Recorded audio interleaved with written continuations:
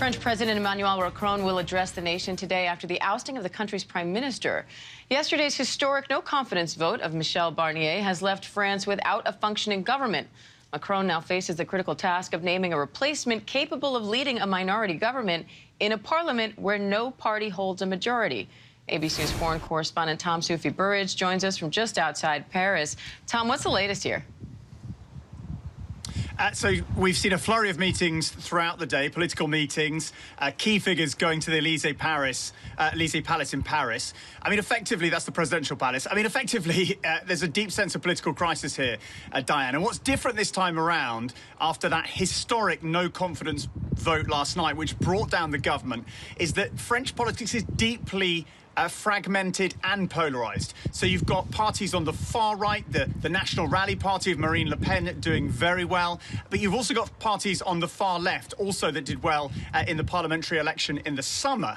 And effectively that no-confidence vote was put forward by the far left and their left-wing allies, but effectively they needed the support of the National Rally, that hard right party, to get it through. And President Macron is still in power for the next 2.5 years as president of the country, but it falls to him effectively to try and nominate a new prime minister, to try and get a functioning government in place.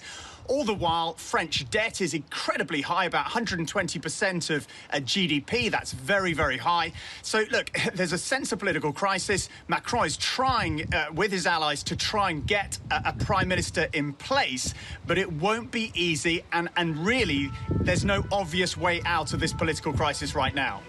So, Tom, what does this mean for the U.S. and other countries around the world? Well, look, France is a major player in the European Union.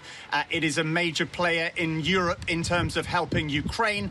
President Macron has been a very firm voice in terms of ramping up weaponry and arms from a European perspective. But, of course, the US plays the biggest role in terms of weaponry and arms to Ukraine and support for Ukraine overall. So, look, it is a very important ally, France.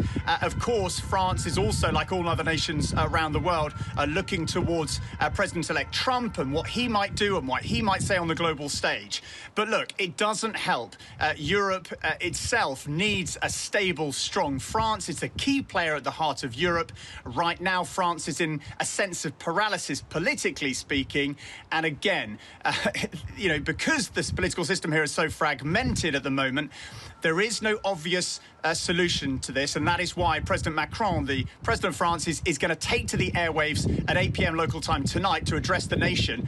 We'll be waiting and watching what he says. We sure will. Tom Soufi-Burridge, thank you.